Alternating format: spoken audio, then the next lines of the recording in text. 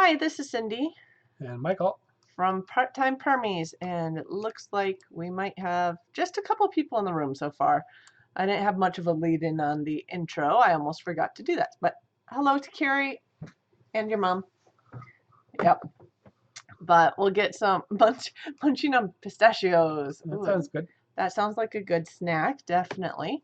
Um, I yeah, I apparently have Bella who's just waking up down here. So hopefully we stay in a good mood through the show, but hopefully we'll get a few more people in. We wanted to go through a couple things from this week, and I got to adjust this girl here. Sorry. Um, couple things from this week and some plans, but I guess as people are joining in, here's Bella. Say hi to Kiri and your grandma. But as people are joining in, we can start going through a little bit of what has happened weather-wise outside. We had a big storm this weekend. Well, I don't know if it's a big storm, but Well, okay. we finally got some snow. Finally got some snow, a few inches. We've had one other that was We're similar probably at storm. 5 or 6 inches. We were supposed to be 7 to 10-ish, Didn't hit that. but we No. got Over 2 days. a lot. Yeah, we got a lot of rain in the middle of yesterday morning. It rained for quite a bit. We might have got a half inch or maybe even an inch of rain. Yeah. So that would have become been, many more inches if it had been snow. yeah. And then it went back to snow, and then this morning we got a little lake effect. And it was cold today. I did get cold, so I did plow yesterday afternoon, and it was slushy. It was really heavy, slushy snow. Then things froze up. The roads got iced up, and then I went and plowed again early this afternoon. Had to plow again just to clear off a light dusting. Yeah. Really light stuff. So yeah, so we have. I'll show you. This was our out the front door. I think this middle of today. So this is after 2 days of snow. Yeah, that was 3 inches of super fluffiness.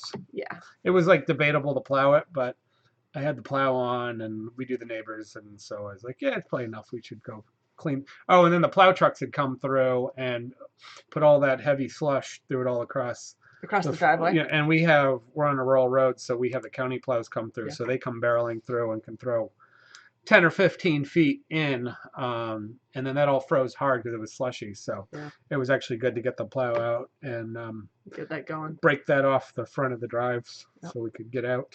I have a couple other people joining. Amy Lynn Casper's here, and Linda Taylor. Hello, hello.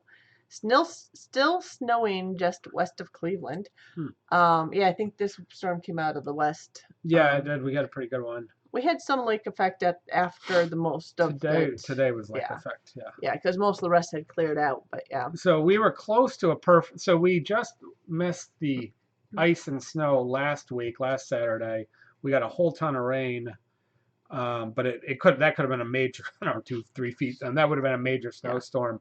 Kind of wish it was snow. In some ways we'd rather have snow than rain right now. Yes, and then our water table's way high right now still. So I mean that's just crazy. And then this storm came across similarly, and it wasn't quite as big, but it also, because of the rain, if it had intersected just very slightly different, we would have gotten a whole lot more snow. Yeah, just north of us probably. Yeah, so we've been working on projects all day. But here's some Bella milestones. Yesterday afternoon, Bella was pretty much up for 12 hours from noon till midnight. She went down at midnight. She slept for 9 hours straight, which she's never done before. But she's been awake since 9 o'clock this morning and has not wanted to take more than a 15-minute nap. So it's been making it a little bit harder to get some projects done. But I did play with the backpack that we have for her and got her in that. And she actually went outside with me, and it was about 20-25 degrees out at that point, but we're all bundled up and nice and warm, and went and took pudding on the trails out back. So we had some nice weather. Actually, the sun came out in the middle of the day. It was snowing more in the morning, so we did get out and on the trails and things to get the dogs some much needed exercise. And Four Horns Farm just joined in. They They were at Oh, Justin's. they're on with Justin now? Yeah, because Justin has his membership live webinars earlier in Sunday nights. So, but yeah, so Bella's sleep pattern has completely changed this weekend, and I'm hoping you'll be able to work with that. She slept a lot on Friday. Thursday Yeah. and Friday. She slept quite a bit. Yeah, and she had been before that. It's just started yesterday that she's decided that we're gonna do. Well, at least she's sleeping at night and not like being nocturnal. But yeah, so she's wide awake still. She's snacking on her bottle right now. So if you hear little sucking noises, she's got her. I don't know if you can see it in the corner of the screen there, but got her bottle going. Puddin also has been deciding to disobey our attempts to I save our found her couch. multiple times this week. Under Lawrence the Big Bear, next to Lawrence the Big Bear, on the side of him, knocking him off the couch. That's, I think, your picture from sometime this week. Yeah, I had a couple of them. Yeah. So well, I walked in the door, and of course, she's so shy. She sits there frozen, doesn't know what to do because she's too trapped in there to get up, and too afraid to get up, and she's also too afraid not to get up. She's a goof. Only shy to you there, but yeah. So we had that happening. You had more garage door issues this week. Yeah, I had a really weird garage door. So we put in a new garage door opener a few weeks ago, a couple months ago, I guess, whatever.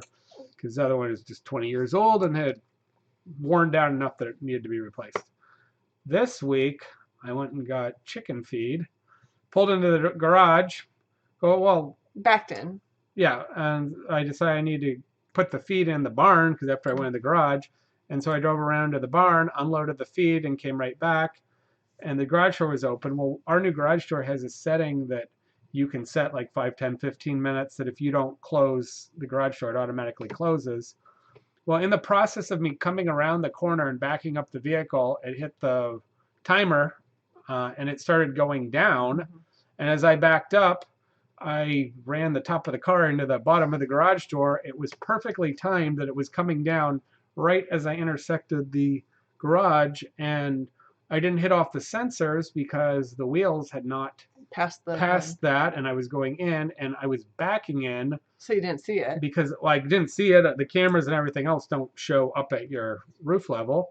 And I load and unload quite a bit of stuff, so I typically back in for loading. So I also sight along the side of the wall. I have a refrigerator there to make sure that I am nice and close without hitting the refrigerator. So in the process of doing all that, I heard a crunch, which quite surprised me because there shouldn't have been anything there. And I quickly moved forward and realized that I'd hit the top of the door. Now it didn't really damage the car. It left some little white scrapes from the garage scuff marks, but I don't think it didn't even break the paint. But it did bend in the garage door a little bit, and it popped it off the tracks, and it broke the wheels, and it undid the spring, the cables. Oh my god! And so I had to take that all apart and get new wheels, which I just replaced, the bottom wheels, and put it all back on the track, and then had to rewind the coil a couple times before it behaved.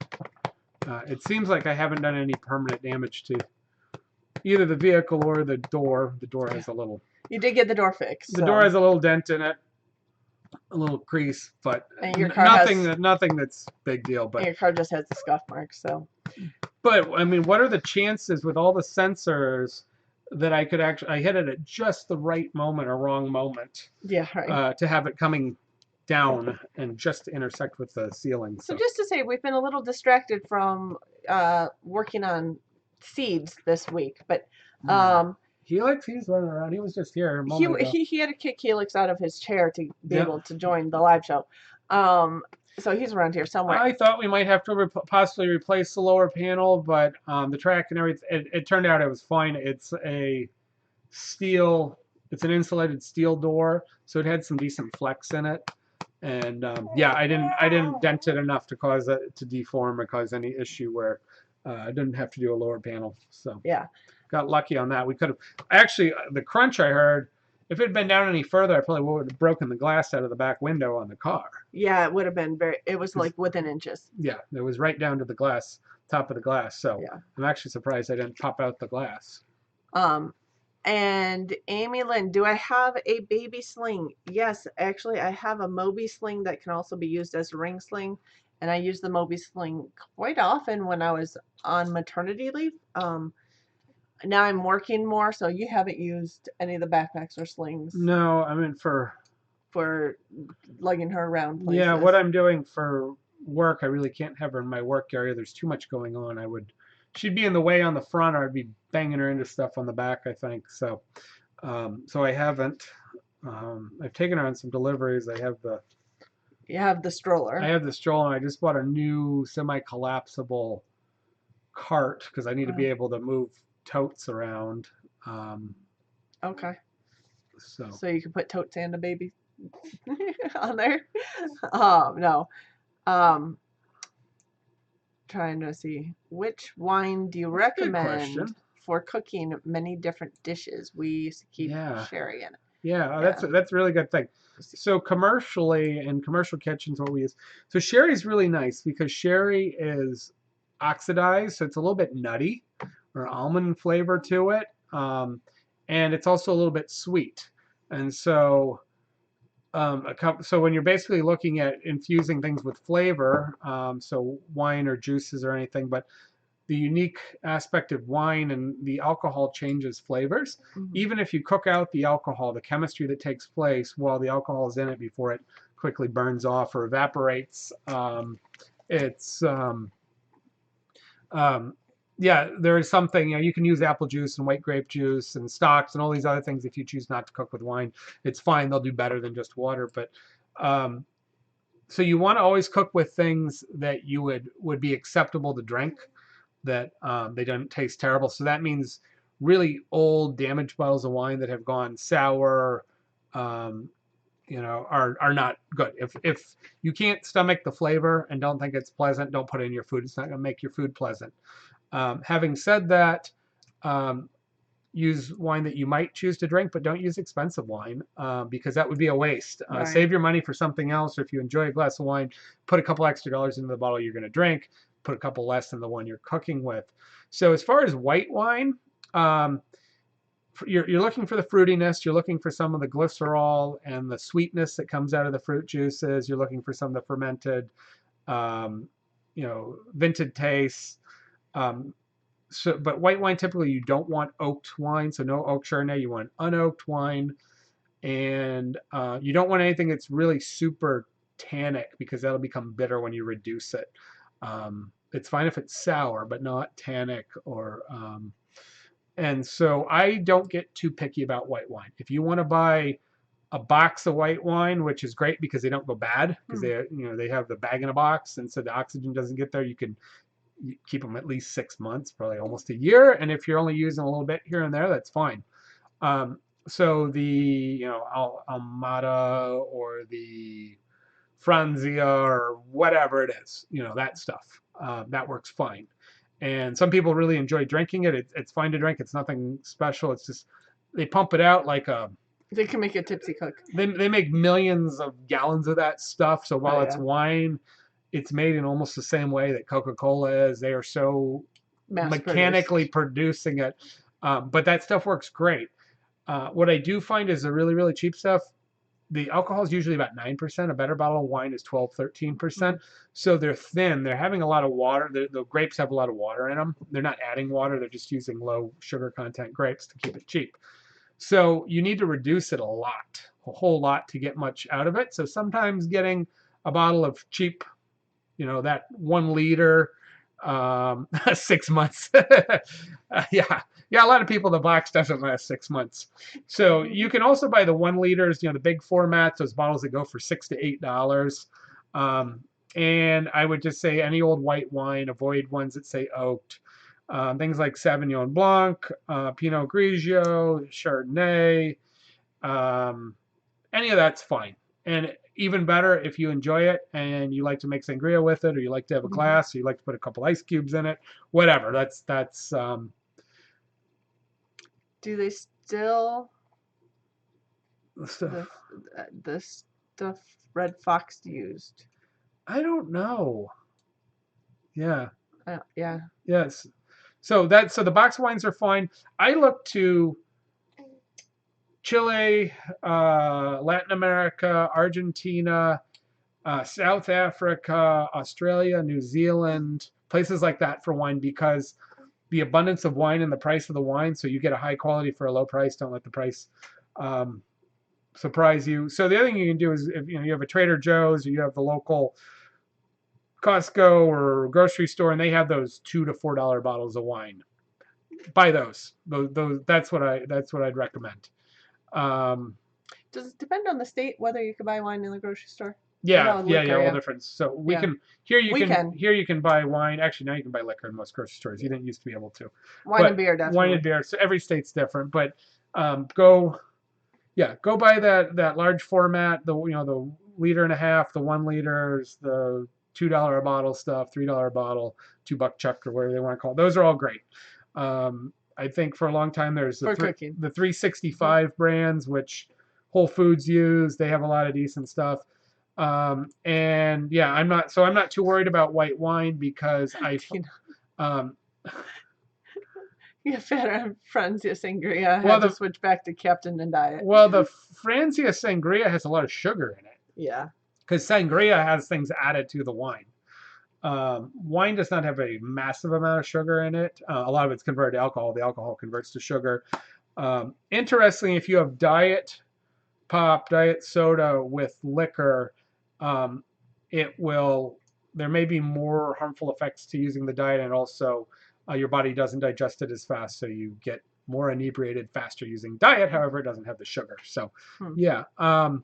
So the other thing that I would look like the contrast to white wine, where I don't get too particular, is red wine. I'm a little more particular. So there, you want to make sure they're not bitter and very tannic. Again, the reduction because you always want to cook it all the way down where it cooks down so it's almost dry. So you're taking out the excess water, you're increasing the sugar level, you're taking out almost all of the alcohol. Alcohol tastes bitter, by the way. So in that it has alcohol in wine, that's not the important part. The important part is the flavor and the sugar. So you actually don't mind removing the alcohol, unless it's specific things that you're putting it in. Then, but red wine, because you can have things that are overly oaky or overly tannic and bitter or not very sweet, some of the European wines, they don't always reduce down and make a great wine. Okay, I'm sorry. That's funny. Tina, in Indiana, you could get your wine in grocery stores except on Sundays and Election Tuesday. Yeah. Because I guess they don't want people drunk. Most states they do That not. is funny though. Traditionally, they do not They don't. sell on election days. They don't a lot want of people places, drunk and voting. correct. They've reformed that at a lot of places, but Yeah. I don't think that's a bad idea. Yeah. Maybe they'd let them if they'd actually go and vote, then they could go buy. You can only go buy something after voting. How about that? Yeah, right. That sounds good. If you have your I voted sticker, you're allowed to buy. Yeah. If not, you can't. So on the red wines, I'm more selective. So I might buy, if I'm going to choose to buy a better bottle, it's going to be on when I'm using a red wine. I do find your kind of sweeter wines, which maybe aren't your finer wines, but are kind of people enjoy a lot. So your Australian wines, that's where like your yellowtail red wines that are $8 a bottle or something, whatever. They work really well because they have a lot of glycerin and sugar in them. And so the Australian and New Zealand wines, and so not too variety wise doesn't really matter greatly. I just watch that they're not like a really old vintage because they're going to be dry and bitter. But that's, yeah, so be more careful on the red wines. Keep them fruit forward, limit on the oak, like that super, super big oaky, this will get in the way. And then sherry is a good option because sherry is fortified. It's about 16% alcohol. So it's enhanced sugar, enhanced alcohol, and then again, it's got some nutty flavors. So that can be nice. Other things you can use similar to sherry is you can use Madeira or Marsala. Also have nutty oxidized flavors. They're very similar. Any of those three can pretty much be intermixed because depending on if you're in Spain or you're in France or you're in wherever, you can do whatever with those. They're a similar process. The other fun thing to work with is port. So port is a fortified red wine, so it's a sweetened red wine. What they do is before all the sugar, well, there's different types of port, but your standard ruby port that you buy in the big bottle is cheap. It is they basically add extra alcohol to the red wine before it completely ferments dry, so it'll taste sweet, but also, and it gets to a high enough alcohol that it kills off the yeast, so it maintains the sugar. You get really good fruity, jammy flavors in port.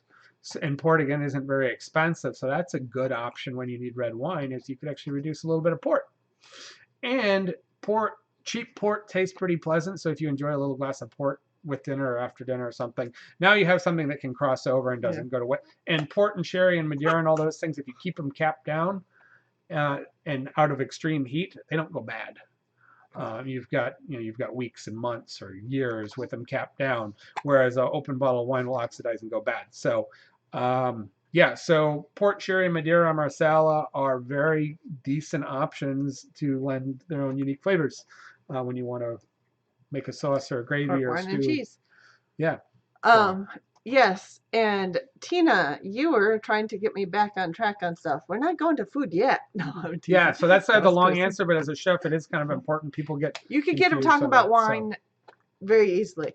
And how many bottles do we have in our basement right now? Not nearly as many as we used to. Yeah. We used to have a pretty good collection, but Yes. I really haven't been purchasing. buying. We're really busy, and we're watching budgets to be able to do things with my business and do things with our gardens and with Bella, and so we're just really not buying wine. Yeah. So not like. I mean, not that I won't buy a cheap bottle here or there, but I had some really nice wines, and we're just not doing that anymore. Yep. So Tina was getting us back on track for one of the things I wanted to talk about. She was asking about any must-haves from Baker Creek. I was just starting to go through the Seed Savers Exchange catalog. That's a fun one. I haven't started going through my Baker's Creek. Like I said, with things coming up and working and Bella being awake all weekend, instead of normal sleepy newborn, it has been a little bit harder to start going through, but there are some favorites that in general that you might be able to get from a couple different companies that we could kind of go through. But before that, we got to go back and finish up the wine discussion. Oh, you're not done with the wine. Sorry. There's one more question which we can easily handle. Do restaurants that do not have a liquor license, can they cook with beer and wine? Yes. Best of my knowledge, you need to check state to state, but you are not selling it. And you can't sell an alcoholic beverage. So it might be questionable if you say have like a mousse that's made with a sweet wine and it's strong in the alcohol, but in general, yes, if you need to make a braised stew with some beer, or you need to have some white wine for cooking, I don't believe there's generally a problem with that. However, it's much easier when you have a liquor license because you acquire it and there's no question about why you're buying so much wine or what's going on. So that's fine. And the one last thing I forgot to bring up, in the grocery stores, a lot of times they have something called cooking wine. And it's very cheap, very terrible wine. And they put a bunch of salt in it. They put about 1 or 2% salt in it. Never cook with cooking wine. So that it's got so much salt that there are people that drink it, but if you started drinking in any quantity, you get so much salt that you would get sick or disgusted by the salt level. But let me tell you, that wine is so terrible that it has no redeeming value for anything. Don't buy it. It's useless. Don't cook with wine if that's your option. Now, there are places and institutions or nursing homes or different things that they have a mandate, like institutions don't buy liquor, cafeteria where they have to buy that. But I honestly say use some white grape juice, which will taste different, or use some apple juice to get fruitiness, and develop with a non-alcohol and get the sugar out of that. Do not buy the little jars of cooking wine. Disgusting. Useless. So I told ASL something that I probably should interpret. Yeah. I in sign language said that I'm teaching Bella some signs, or sign language. Just some basic ones. But she's 3 months old, so that's gonna take a while. But basic sign language. So that just bought cooking wine, toss it. I mean, you can try it. Just know that one, it's super, super salty. So do not add any other salt to your dish, because you will quickly because what we do in restaurants is we put in a fairly large amount and then we reduce it under high heat as fast as we can to get it down to very little liquid to concentrate it. And so now you've concentrated your salt and your lack of flavor that's already there. It's like, what's the point? So, I mean, you can go ahead and try it, but it's just Watch the really salt hard. It's level. really hard to get the salt balanced, and it just generally doesn't bring out the flavor. So I find that it's, even though it's cheap, it's $3 or whatever, it's not worth it. You can get a $4 bottle of cheap white wine and make it useful. So. Yeah. Oh, there are they're industrial cooking for like large batches or hotels. You can get de-alcoholized wine, and you can get like wine concentrates that have stronger flavors that are ready to use for certain applications. They tend to be very expensive, and the early ones were terrible. There are some better ones now. I've never really used them much, so I couldn't give you a great brand. But if you're trying to keep alcohol out of your house or something like that, other than typically you're just not cooking with things that have wine or alcohol flavors, they are on the market and available. And but it's more for industrial use. And there are a bunch of faux liquor flavors, which in pastry can be very useful. Kahlúas and whole bunch of things, because the cost is way down, the alcohol isn't in there, it's very, very minimal. So they're more like flavored extracts, so like your vanilla. Okay. Those can be really useful, but usually you wouldn't need enough at home to buy them. And yes, ASL, babies learn to sign before they can talk. It uses gross motor skills instead of the fine motor skills that you need for your mouth to make the word. So Cindy's trying to teach hungry. I'm trying to. Oh no, not hungry. Milk. Well, Tina said Hungry? I can do hungry. Well, don't put too much cognac and bourbon in your food. Just drink it. Yeah, I have a preference for cognac, or actually, all right. Here's another culinary secret. So there's different regions of the world that we call different things. So cognac is a brandy, or a form of brandy that's a distilled and grape liquor.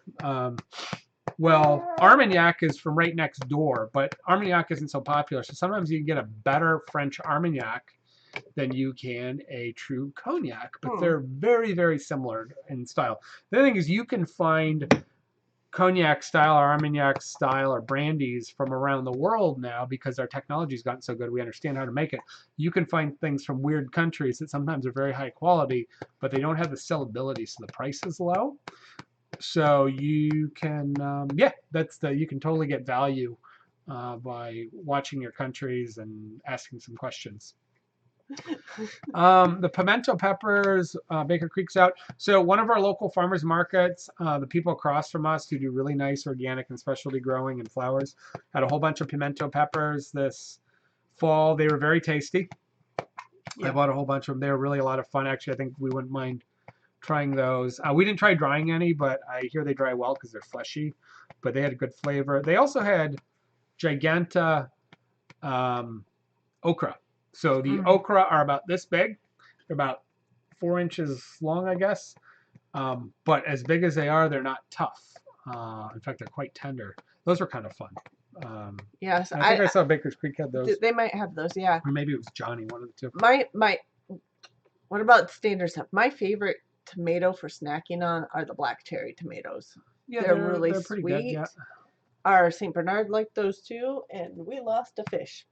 Oh, there it is. Tomatoes are hard. There's so many varieties there's different uses, but also just to keep up, and they're always changing. There's definitely ones that become favorites, but yeah, I was looking at Seed Savers. We did Amish paste we do often for canning. We haven't had a real good yield on any of our Roma paste tomatoes in the last couple of years. No, 2 years ago we had the ones we didn't stake up. I think those were the Opalka. Those did really well, and we might have to try those again. They're the ones with the pointy tips on them, and I think we might still have some seeds left, but I have to go through the boxes of seeds, which are actually sitting on the table back here right now.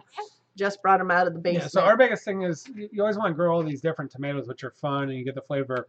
But just flavors, but they're all sliced. They're all slicers or cherries and eating tomatoes, and of course they all sort of explode around the same time, which means you're overloaded with slicers and slicing tomatoes. You can cook them down and kind of make sauce with them, but they're usually not the best flesh, really watery. So you end up with an overabundance of all these fun tomatoes possibly, and then never seem to have enough of really good saucing tomatoes. So I think to be careful to plant plenty extra paste tomatoes or Roma style tomatoes. If you get a whole lot extra, you're still probably going to can them or Yeah. freeze them down or give them away. They're always usable through the year, So lots of paste, and probably a few less just a, slicers. and just a couple plants of the cherries, just whatever you're gonna Cherries need. go crazy and they go Yeah. early. The nice thing is they yield all, For a longer they're time. indeterminate and non-determinate, and they yield almost all season till the end, which means if everything else like rots out because you have a lot of mold and cold, a lot of poor weather and whatever else or blight, a lot of times the cherries will withstand that, and so you can get that crop early or continually. If you're suffering on your bigger tomatoes, it's a good, at least it gives you something, and you can actually make nice sauce with cherry I was gonna tomatoes. say we've made sauce with our You've got to cherries. skin them, you've got to mill them and get some of the skins down, but they're moderately fleshy. They're and firm, and they're very sweet. Yeah. So, and you can do these really nice chopped up fresh tomato sauces. So they're not a terrible tomato sauce. I like the grape tomatoes Hmm. a little more than some of the traditional bigger cherry. Our black Yeah. cherries have gotten quite big at some years, so Yeah. those are the ones that our Saint Bernard used to pick off of. We had a couple plants growing out of our compost, and he used to go over and pick them himself and eat them. So he had a sweet tooth, though. We don't have a Saint Bernard anymore, though. What are your favorite peppers to plant? I like a lot of peppers. We Well, do a our variety. favorite pepper is the Trinidad pimento, which is a not hot but has an amazing Like smoky almost. aroma. It's a little bit. It's Yeah. got the same flavor as the Scotch bonnet or habanero without the heat, but it's got this extremely tropical, beautiful flavor. I've actually seen somebody was selling those. Somebody Was it had Baker's a Creek? Did 'em? Caribbean They one. had a Caribbean one that looks like the right thing or Yeah. very similar. I thought that's the most remarkable pepper I've eaten in many years. Um, Interestingly, things like guajillos and paseas and some of the things that are dried down or come from the There's this one, the habanada. It says it's a sweet habanero. yeah, that's pretty similar. It looks very similar. It looks similar. So habanada might be, and that's become very popular on a lot of websites and cooking. So I would definitely try something in that range. I like the stuffing peppers, either hot or sweet. Like the Shishitos have become popular. shishitos are very popular. They're very tasty. You should have like about 1 in 10, but they breed them. 1 in 10 should be hot, so it's Yeah. always sort of a crapshoot on who gets the hot one. All the rest of them are mild. Obviously, you get great flavor from the Thai long peppers and the cayennes for pickling and fermenting. Mhm. And then I like a lot of the Mexican peppers that typically go to dried, but they have very raisiny and fruity and leathery flavors as they dry down. They're just intense, but sometimes it's just cheaper to buy those. Yeah. So in my Baker's Creek catalog, I don't have the big catalog that you have to purchase. I just have the free one from them. Got 2 of them. Oh, we have 2 of the free one. You can actually purchase their full Yeah. catalog for like $10 or something like Sure, that. you can get it online too, though. I'd have you can to put. search to see what they have online. But Oh, yeah, Puddin's all curled up. She's back there. yeah, she's on the By bed the probably behind me. fireplace. I don't think you can see her through my chair, but yeah. So pepper wise, yeah, the Trinidad peppers are special ones that I haven't seen anyone market them that way. But I think it may be somewhat crossed, but I think we do have something close that we're saving Twin seeds Gates from. Cherry Farm. We love cherries. We have a cherry farm right down about a mile down the road from us. Mile and a Yeah, we half. do. Commercial Cherry and apple. family owned cherry and apple. Yeah. Traditional farm. Lots of cherries here. Yes, We're the we're side in of the we're in state. cherry and grape and blueberry and raspberry country. In fact, isn't the farm that hosts the Guinness Book of World Records cherry pit spitting competition? That's just outside of Niles. Yeah, that's further south than us. Tremendous. They're a pretty big operation. It's about an And they're hour. a family owned, but they've got a pretty good sized fruit operation going. You accidentally got the big catalog for Oh, free. well, that's terrible, right? I know, right? So, we never bought much from Baker's Creek. We bought a bunch from Johnny's, and we bought stuff from M.I. Gardner. Yeah. I've had some Seed Savers, has great stuff, and Slow Food has a few specialty things. And then there's a very cool, I haven't ordered from, but I've been watching for a number of years. There's like an Italian imports, and it's like all these old Italian varieties Oh, that cool. were snuck in or whatever over to they're heritage Italian. So lots of peppers and squashes and like the cucuzza, which is a really fun, crazy squash. And the robs and the dandelion greens and all the crazy Yeah. chicories. So there's amazing chicories in Italy. So um, yeah, so if you can dig What's into the some of name of that. it? You're gonna have to look it up. What's the name of it? Which one? The one you're just talking about from Italy. Oh, it's called like Italian, like Italian import vegetables or something. It's not a real. Last time I checked it, like last year, was not a really fancy website. It's kind of a mom and pop catalog, but you don't need, that's what it is. That's basics. Yeah, Yeah. but they had pretty cool stuff. So I don't know if any of you have heard of Cucuzza. That's a fun one that I learned What is about. that? It's this really long, could be 2 to 4 feet long, skinny, light green, thin-skinned, sort of like a zucchini. Hmm. But Italians love them because they're maybe an inch Couple and a half inches. to 2 inches around. So there's Is that the one we saw the video of the yeah, guy that who's crazy going Italian guy in the Bronx with them growing all out of the trees like aliens. out of the trees and out of the whatchamacallit, the Yeah, wood framing that he has yeah, up. and the Yep. trellis thing. Yeah, I So think. Cacuzzas are great because they have a thin skin that you can eat. Yeah. They're Like extremely a summer squash. rapid growing. Yeah, they're like the light colored zucchini. Yeah. They Except have they're really long. a soft, semi-firm flesh. They have small, tender seeds, which means you can chop them up and you can eat them. When I worked with an Italian chef, like daily, and so you can do all of your ratatouille and onion and tomato and zucchini and pepper, braises and stews, and you can just That's you can saute them awesome. with garlic. Won a bunch of mostly Baker Creek seeds from Two Family Oh, really? Homesteads 10,000 subscribers celebration. Oh, that's great. Yeah, that's a really good idea for a 10,000 subscribers Yeah, to give oh, away that's really nice. seeds. Um, came from Single Dad Homestead. I will Yeah, I will tell you the two things with Cucuzza. Cucuzza should ideally be trellised. yeah, They will grow they're strong. They'll hold on to quickly their. and aggressively, very, very aggressively. I mean, you think zucchinis, you got too many. The nice thing is these don't blow up big like zucchinis. They will get really big, and eventually they'll get a gourd end on them where you can capture seeds, but they stay tender longer. But you will get pounds and pounds and pounds. Yes, And they'll also spread all over the place. So if you get one or two plants to go well, you're good. they're a big vine. It's a crazy vine. It's Yeah, a big vine. It's not like it's you gonna. you could feed the whole neighborhood with a Cucuzza. It's not like it's gonna come back next year. It's just. No. It's gonna just need a lot of space to grow. Get it on the side of your garden, let it grow. I mean, they had it growing all the way up in like a persimmon tree or something, Yeah, they hanging did. out of the tree, and which is a great idea because it saves you space. Because if you have a small garden, it'll take the whole garden. I have a feeling. I think someone's falling asleep. She's been up since 9. Oh, not quite. Almost. She's been up since 9 o'clock this morning. Minus 15 minutes here or I there. think it's called Seeds from Italy. Seeds from Italy. There you go. Easy one. I'm looking at the website. I knew it was something really Is it simple. just seedsfromitaly.com? I think it's Seeds from Italy. Or dot whatever.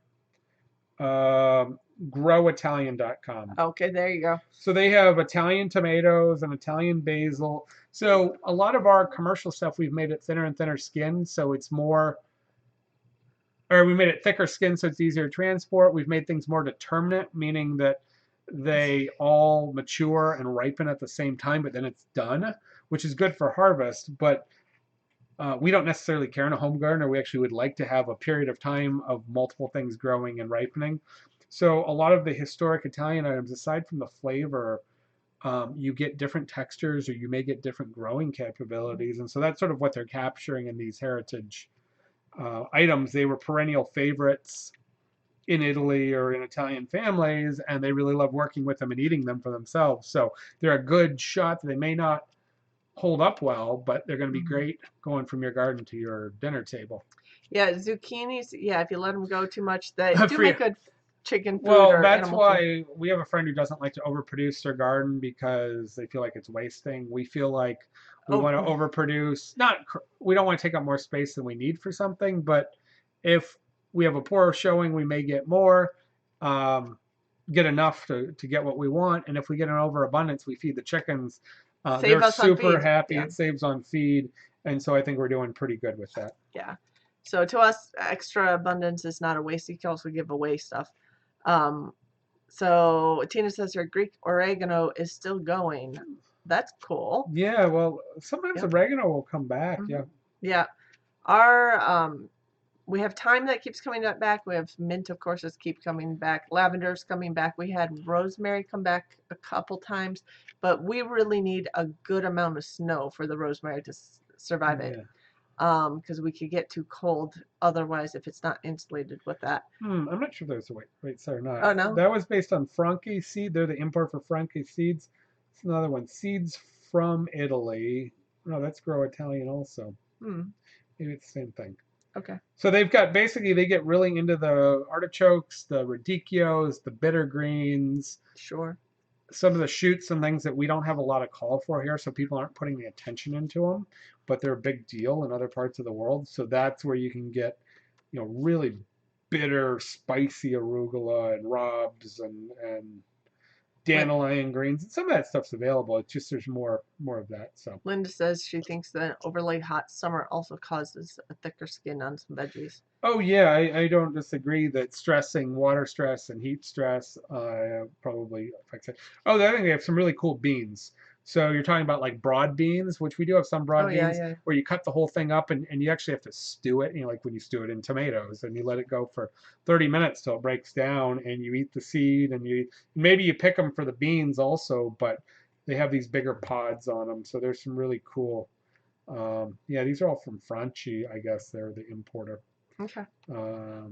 So it's just not a huge selection, but they're unique. So that's kind of one thing that I would like to get more into, are some of these really, they're market garden, but they're truly feeding your family for the whole summer. Like you cook with these daily type things.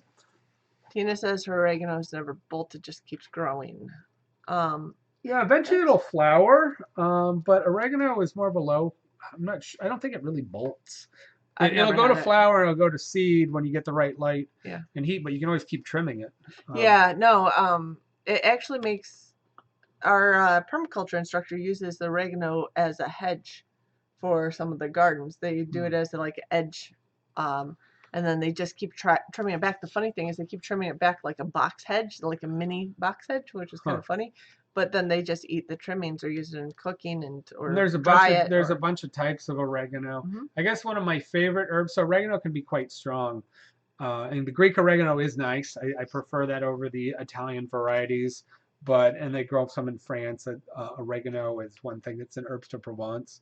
But I like savory a lot. It looks like little needles, not quite as thick as a rosemary needle, but savory has the same flavor as oregano, but a little bit more mild and just a little bit sweeter.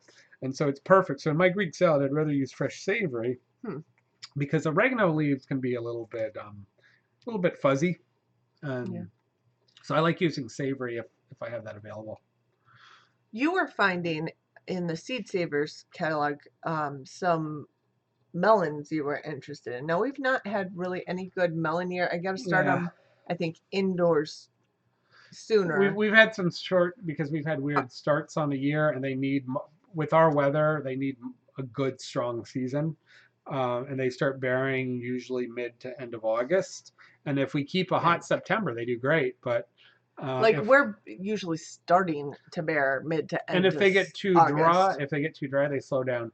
Watermelons do pretty well here. Now, I always forget. So some melons like to be not touching ground, so they need to be on mulch. Some melons really like to be on black plastic. They do great on black plastic. They just suck up that heat. Some of them can hang. And some of them hate being on the plastic. So and different melons are. I know melons are particular in their environment. Some will take a large amount of water, and some really don't like to be wet. So I haven't really read a heck of a lot on melons. We just kind of try some at different times, but haven't really had a good head start on our melons, or watermelons or others. It's done all right with pumpkins and squash, but our sweet melons have been very. Our melons. We've also had bugs.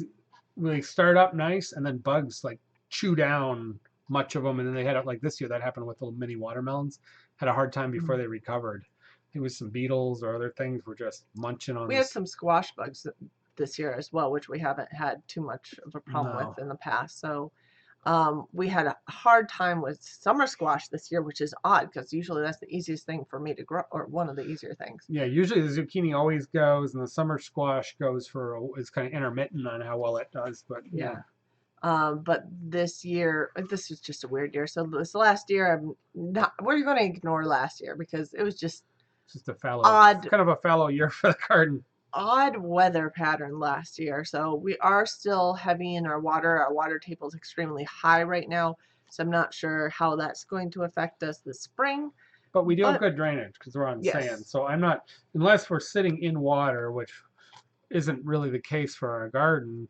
We're on flat land. I know we have friends that are commercial farmers, market gardeners, and yeah, they're up towards Holland, and their farms are just flooding. flooding and having a Yeah, terrible time last year and this Highcliffe year. Forest. One of the big farms has a lot of greenhouses, and they were just telling me they thought they had usually had cherry tomatoes in like end of January, February. They were always the first on tomatoes, and they were hothousing them, and they're working on doing in-ground hothouse tomatoes, so they had the full nutrients of being in Yeah, soil.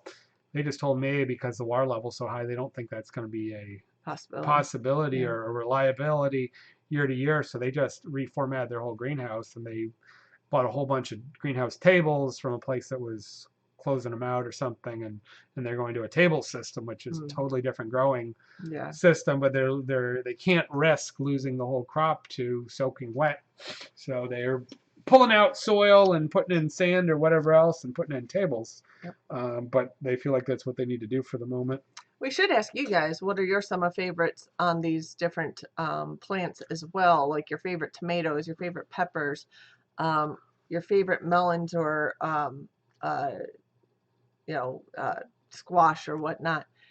So as we go through here, if you guys want to list some of your favorite things to grow, that's awesome because like I said, we're all over in different parts of the country, so different things are going to grow better in different areas as well. Get some ideas from each other. Linda Taylor's having so much beach erosion on Lake Michigan. Yeah, we're 30 minutes from Lake Yeah, there's Michigan. definitely we're near historic highs for the lake, which means drainage back to the lake is slow. Um, Yeah, with the lake being high, that means a lot of the dunes and banks that built up there's been are being. houses that have Yeah, they fallen lost off. another house Yeah, last week. They lost a major part of roads yeah. in up by the Leelanau and things. So there Linda, were. where are you? How far north are you in Michigan? Because yeah, if you're near some of that, could be near some of So that. there were historically in the, I think my parents saying in the 60s and 70s, we had high water and major beach erosion, lots of houses lost. And then we built back sand as the water went down, and now we're losing it. So it is a Yeah, cyclical pattern, yeah, although sometimes we just keep taking more sand down. So there are houses that were built a good distance away that are now on top of a bluff, and there are other houses that were just built too darn close. And we've been yeah. getting a lot of gale winds and large waves, and we're changing some of the current, the shore patterns. So we're getting some big wave activity in different places than we were. So it's Yeah. kind of a new learning thing. So Michigan Mike had a good year of paste tomatoes this year. Our paste tomatoes of all the tomatoes probably actually we didn't harvest a lot of them, but I think the plants actually survived the best. Yeah, Um, they're pretty hardy yeah, typically. yeah. Um, Usually I find the cherries, well, the cherries and the paste seem to do the best for me. But yeah, paste just seem to, it depends on the variety too. I think that one variety, the Palka, That's did right. really Yeah, well. they're really short. So that's right. Yep. Oh, right. Um, right at the bottom of the lake. So Indiana, how did how did we meet? We met in college. We met my first year ahead of me, my first week before starting classes in college. So we actually were friends for a number of years before we started dating, and we dated a number of years before we got engaged, and we were engaged for a couple of years before we got married. So we've known each other for a long Yeah. time. So college. Yeah. From the same town, but didn't really know each other We never at met that each point. other in the same So town. yeah. Yeah. But So through school. that's So Cindy had a biology degree. I had a health science degree. which is pretty much crosses Yeah. over. So we're year apart, but we did share a couple of classes. But we generally our disciplines and a lot of our friends Overlapped. overlapped. Many of them being in the biological sciences, but not all of them.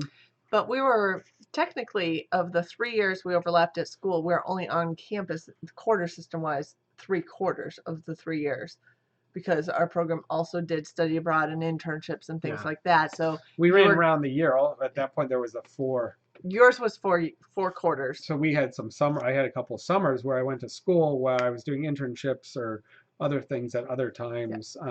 Mine got transferred to really, they only had us on campus 3 of the 4 quarters. Why you call it a quarter anymore, I don't know, but yeah. Um, so yeah, that's how we met. We've known each other for 25 25 years. Yeah. At this point. 95. Yeah. Yeah, 25 years. So if you're Almost. bought plants that were just letters and numbers, that means they were a hybrid.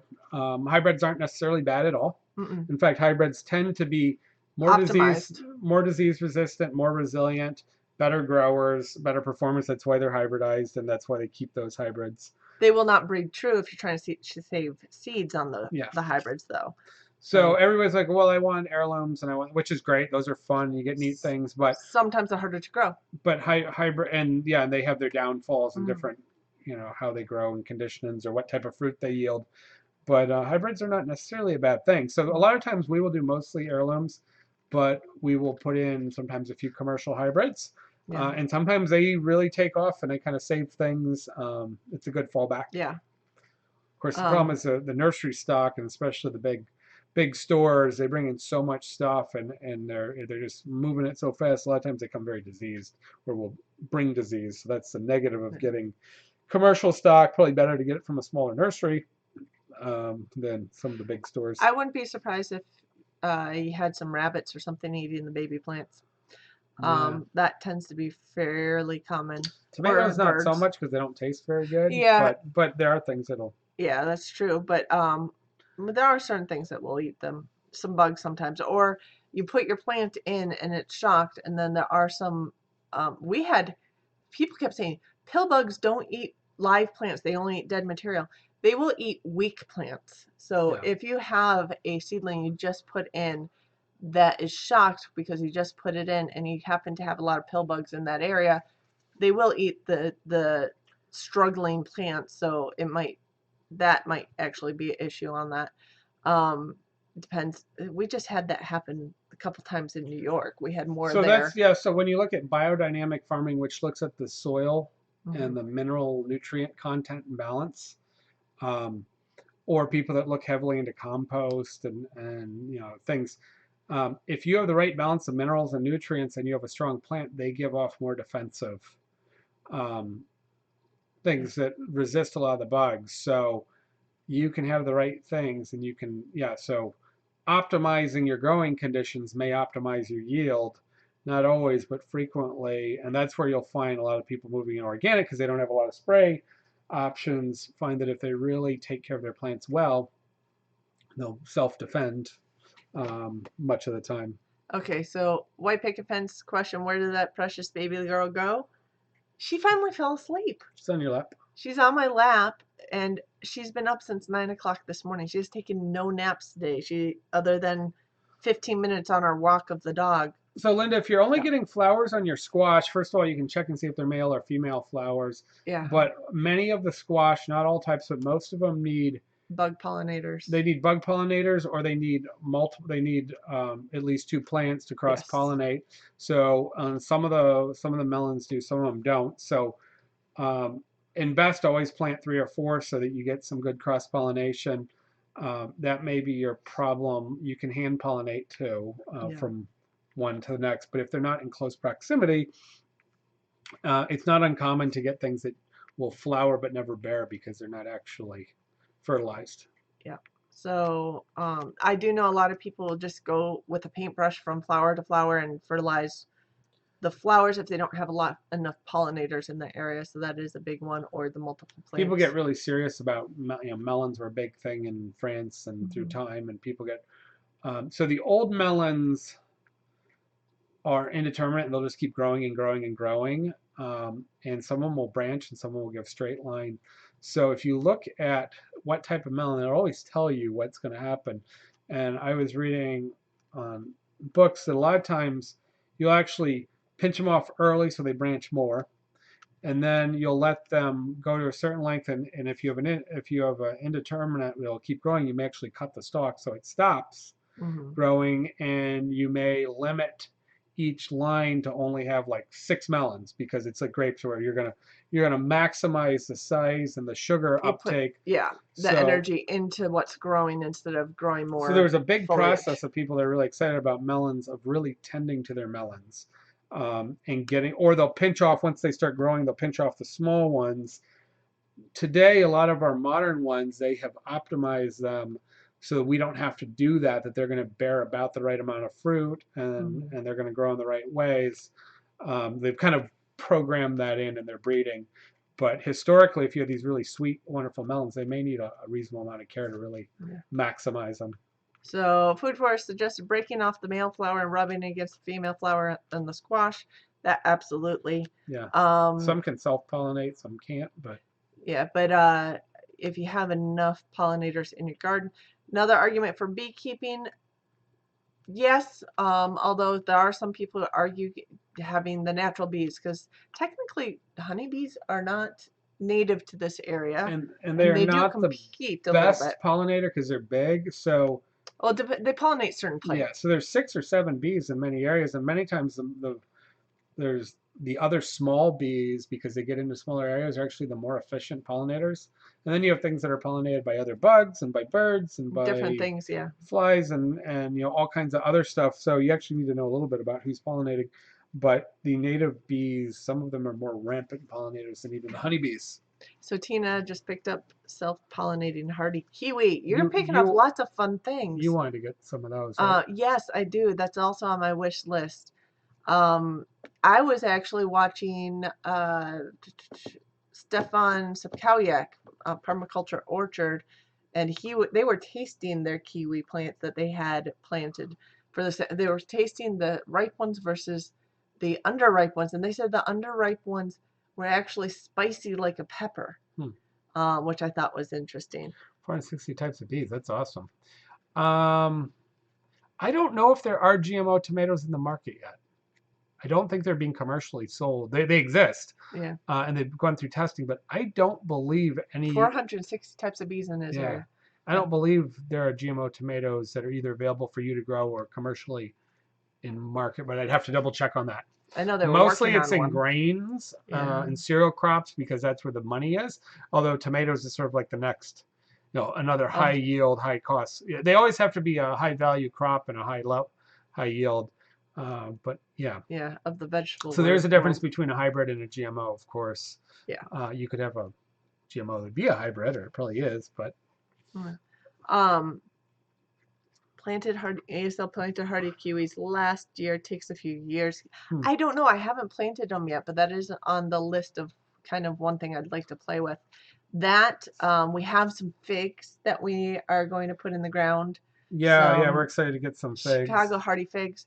So we're going to be building up our food forest a little bit. That will probably go in a sheltered area in front, probably against the house somewhere, because we're just barely within zone for doing the Chicago hardies. And get any fruit anyway. They'll survive. There are no genetically modified tomatoes currently available. They're developing them. They're pests and whatever else. Yes, that was my understanding. It appears that's still the case. So. Yep.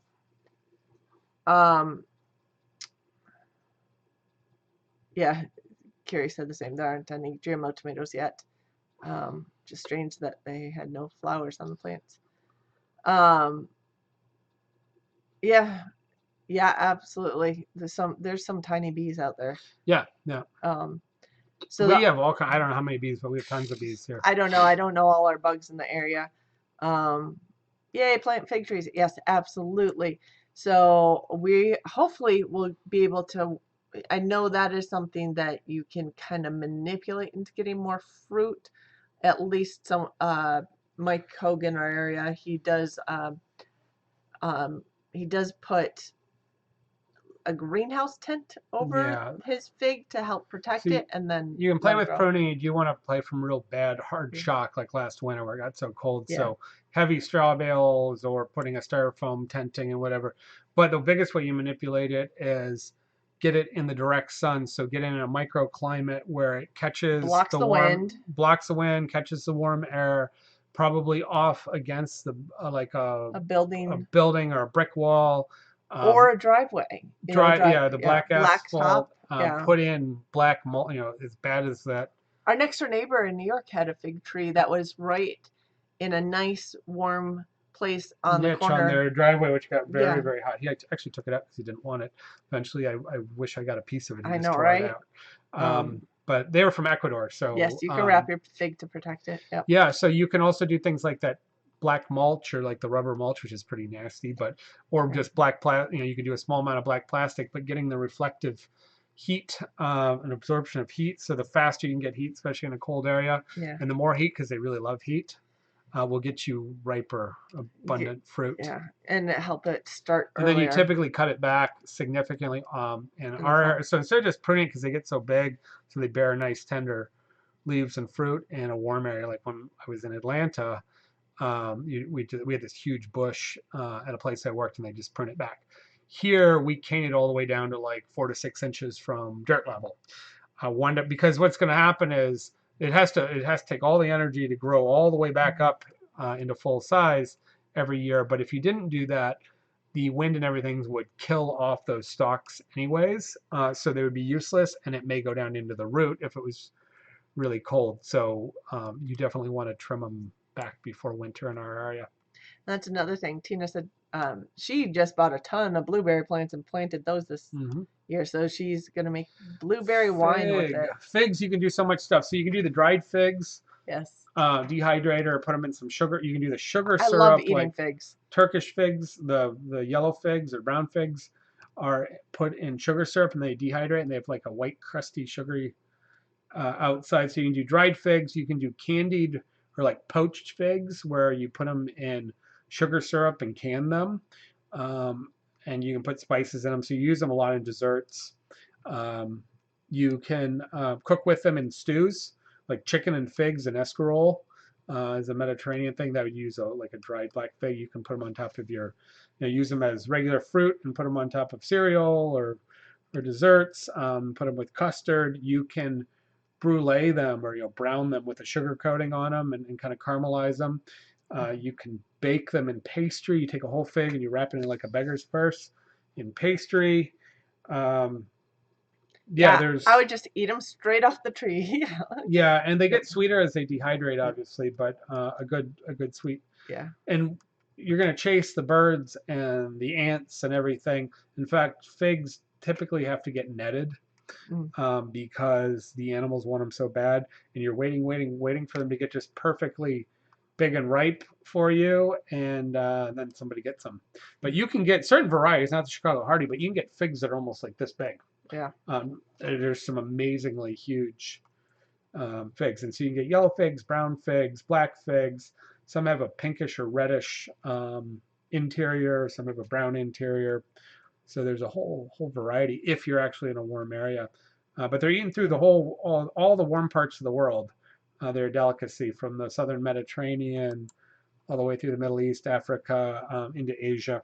Yep. Partly because before we had a lot of refined sugar, figs and dates are even sweeter, but those are sort of super sweet things other than honey that were possibly available and affordable Yeah. as a dessert option. Yep. Oh, you can make fig jam. Fig compote or fig jam Yep. is amazing also. And then you can spread that and it's frequently served with cheese. I was just thinking that. Put that with some nice cheese. And Or with even meats like cured meats. Yep. You can make sauces. A lot of times people will take brandy. Like a charcuterie plate with some figs. They'll do brandy or they'll do port wine and fresh figs or dried figs and serve it with like duck and game and use it as a sweet fruit sauce. First time saw them in the grocery store, almost fainted at the cost of them. Yeah, and they probably weren't that sweet either because half the time they're not very good, and almost all they can cost $1 to $2 a piece, and not be good. They can cost sometimes almost $3. When they're really in season, they might be 50 cents. But Chinese fig are the largest fig. okay, Um, Food Forest likes the Breebuck crop okay. in figs, and some other crops are okay. Yeah, all I know is around here, and this is from our permaculture instructor here. It's the only one that'll grow here, Chicago I Hardy. really enjoy the Black Mission figs, Hmm. both fresh and dried. I think they make a great dried fig when you buy a high quality dried Mission fig. Turkish figs are quite famous, the brown Turkish figs. I'm not sure if I had the Celestial or not, but those are all really good. Yep. In Italian communities, when I was in Bronx and Yonkers and stuff, that's a big deal. Yeah. Fig season, as that becomes available and the good figs come in, families will buy whole flats of them. It's a real big deal because it's just tradition. Hello, Yeah, you eat them in Delia. place of candy. Making Delia hungry. Um, Yeah, good fig. Yeah, this is kind of the wrong time of year for fresh figs over there. There's always some imports. but we're talking about this whole thing is wishing and planning for future seasons, especially this season. But yeah, I mean, we go through all these plants. We plant like a little bit of everything. We have a lot of root crops. You like to do some roots that some people hardly ever grow anymore, like the rutabaga and Yeah, this nice rutabaga. You know, the things that people really aren't growing are salsify yep, and scorcione and these long, skinny roots like burdock, where you have to pull them up. I mean, sometimes you get 2 or 3 foot roots, so you need to have them in. burdock grows wild around here. Yeah, well, it goes wild in most places. Yeah. People just don't pull it. People think it's a weed. So you have to pull them. Some of them are sweet, some are mild, some are just kind of earthy. You have to pull them up out of sandy soil or dig them out, and then you have to usually scrape off the skin, and then you have to cook them. But like the Romans all the way through time and Volunteer Europeans figs. Oh, eat a lot of different sorry. eat a lot of different of these roots, and they have some nice minerals, but some almost people talking about like oysters because they're just really mild. And so that's probably something that root vegetables are coming back, but we haven't really gotten back to some of those things. I do enjoy salsify. Salsify is hard to, when you get it fresh, you can buy it frozen, clean. You have to peel it. It's really sticky, like a lot of roots, and you immediately have to get it into acidulated water. It just starts turning brown, and you need to cook it in a au blanc or acidulated water, like an artichoke or other things, or it will also turn brown. Once it's cooked, it's fine, and then you can add it into vegetables and things, or you can puree it, mash it. Oh, the first crop is called the Breva crop on the figs. Oh, okay. Because you could get a few times you could get figs on a fig tree during the year. I think you can only get them once here. We just have too short of a season. Well, they kind of once they start bearing, they kind of keep bearing. At least the ones that we had here. I mean, They bear through the yeah. season until it gets cool, and really as we start getting the light starts diminishing in October. They kind of cut off even before we get cold nights. Just they slow down because they're not getting enough light. Yeah. Delia wants to plant a fig tree on the south side of the garage where it would get sun or it shines all day. Yeah, that's where Perfect. I put it. Yeah. The other thing people look at is their contours. So if you have parts of your yard, especially if you have slopes, where you find it's very cool or it's very warm, you want to find the warm spot. If you find places that are sheltered from severe shear winds, or that big snowbanks develop there, which is actually good because it's going to that's where it blocks. It's going to block it. But finding microclimates and optimizing your microclimates that naturally exist or trying to create one. Is really important when you're trying to push the seasons on some, for somebody like us where figs are right on the edge of being too cold of an area. Yeah, they do keep bearing. They keep bearing, but ours have very short bearing season because it just. Well, I mean, you could get them into July or August, and then it'll run the season again. If we get a hotter, even though we start losing sun, if we do get a hot September, it'll do fine, but it'll start slowing. Mike Hogue was talking about he only gets a few every year to get to the point of ripening before the season ends. Yeah. So I mean, it is a challenge. In Atlanta, we had them in June or July, and they kept going, because it was different. Yeah. He also doesn't have a super bright. His front has good sun, and he can get some heat, but he generally has a cooler environment the way it's all built up. Yeah, so we'll see if we could get ours So going. you really want to stick them out there to Yep. take the Yeah. take the sun, soak up the sun. Yep. So Some people pot them too, put them in huge pots so they have plenty of nutrients, and they bring them into their greenhouse. Yeah. In the winter, yeah, you can cut them back a little bit, but you can kind of hold them and give them a head start. So when you put them outside, they go. ours are currently in pots, so Yeah. they'll go in the ground next year, or during the season, I should say, because it is next year, isn't it? Other plants we want to plant, we always do some brassicas, a whole variety of broccoli, cauliflowers, cabbage. We like to do some Rob, usually some Yeah. broccoli Rob or rapini. Brussels, we have a little trouble with the season shorter, but if we could hoop them, we've gotten them into we've gotten them into Well, the January. farms around here do just fine. They get tons and tons. I don't know just have why to start we've earlier. always had them We kind of slow. just have to start them inside earlier. Asian greens, even the mustard greens are also brassicas, I believe. We do those a lot. Yeah. So mild winter with protection. Called it, yeah. Yep. Insulating's great with leaves or with a cone. Finding your micro. So if you get the right microclimate design because it's up against a wall or it's in the right warm areas. I'm hoping our south-facing brick wall or our east-facing brick wall is actually sunnier than our south-facing one. You could improve your property if you're very careful about one zone, and if you're really pushed, 2 zone temperatures with your microclimate. Carrie, you're awesome. Carrie's keeping us on track. Time, it's 10:12. I know it is. And oh my gosh, I actually slept so well last night because Bella slept 9 hours. One thing so we have turnips all over our yard. I think someone will come back because we did a hog forage blend, among other things, just scattered, and we got lots of turnips and we got lots of field radishes that are sort of like a daikon style radish, which are really great for breaking up the soil and bringing nutrients from down a little lower. But we have them all over our main yard, and the chickens only ate the greens off, so they kept growing back.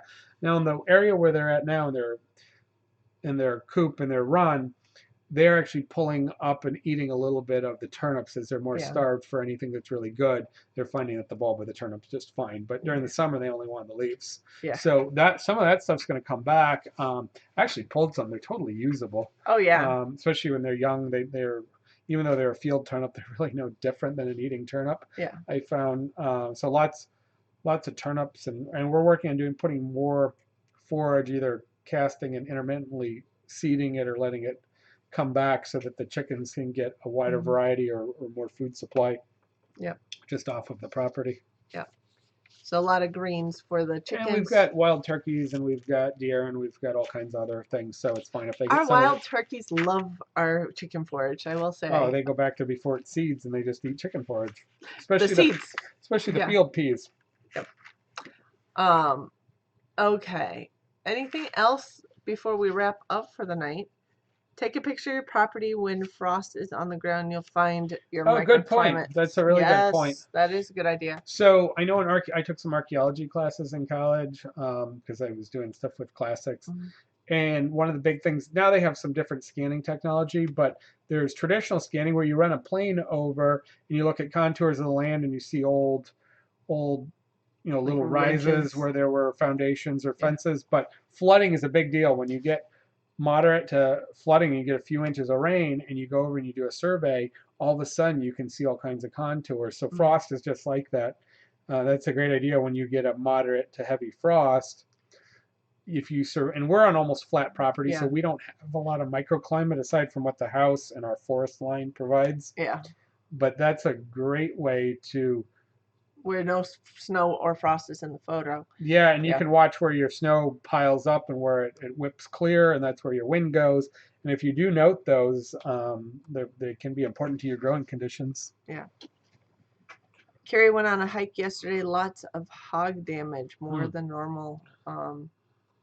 Yeah. Well, Texas has what is? I mean, that's one of the biggest populations of what they say 1 million wild hogs or something in Texas. We don't have really. I don't think Michigan has wild hogs. They are trying to prevent it. That's one of the reasons why they had issue with that one farm and old YouTube channel was they thought his Yeah. Mangalitas or something were wild So stupid. breed, which was silly. Yeah, I just heard something on. They're talking about wild hogs. I was just listening to a podcast or something this week. Oh, they're talking about invasive species and should you hunt them or should you not? And once you create eating them as a way to cut them back, then you create a population where people want to then breed them again because it becomes a crop. And they were talking about Texas. I think they said there was 1 million feral hogs in Texas alone, but 39 states have feral hogs, and many of them have big hunting. It's a big hunting thing, especially through the South. I don't believe Michigan has any significant wild hog population. We have lots and lots of commercial hogs, but absolutely, we have lots of deer, but yeah. And lots of coyote. I saw a bunch of tracks back there again today. They're definitely back there. I think it's a single coyote in our area right now. Sometimes we will get packs, but it looks like a single track most of the time back there right now. But hogs are bad down there. Yeah. Okay, guys, we should wrap up the live stream and food. We can keep talking about seeds over the next couple weeks if you guys have any questions about those, because this is the season to try to figure out what to grow. And I will be trying to sort through our boxes of seeds, see what we still have and what we need to replenish, and go through these catalogs. So that will be over the next week or two, hopefully. Go cook some nice braises with some wine, not your good wine, not your bad wine, your not so good wine. So yeah, from the earlier question of how do you our Ask the Chef we turned it around. Yeah, use cider, use cider. Oh yeah, cooking with cider is great. You can do all kinds of stews with cider, and you can use anything that has flavor can usually be developed into. But right now, this is the time for using crock pots and stews and braises and.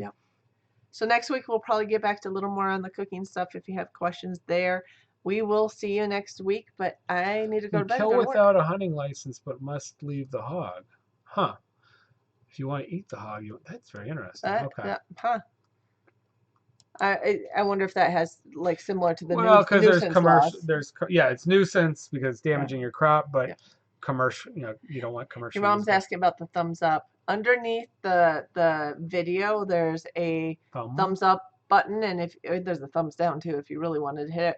But thumbs up, basically, the more interactions you get on a video, the more YouTube promotes the channel. So the more people hit the thumbs up, the more YouTube. And if you're watching videos that you like, you thumb up them. You're more likely to get more videos from that group or similar, possibly things that hit the same algorithm. So you're possibly more likely to get things you're actually interested in, but not always. Yep. Ooh, angel food cake, that's fun. Hopefully, are you buy it or you make it? I'm gonna go have some angel food cake with some strawberries on top. Yum. So, by the way, making angel food cake is not that difficult if you've never made it. So maybe I'll have to talk about that sometime. But okay, guys. And it's really good. It's better than the store bought. Oh, the store bought's not that bad. No. We will see you guys next week at 9 p.m. Eastern Standard Time, same place, for more plans and more food talk.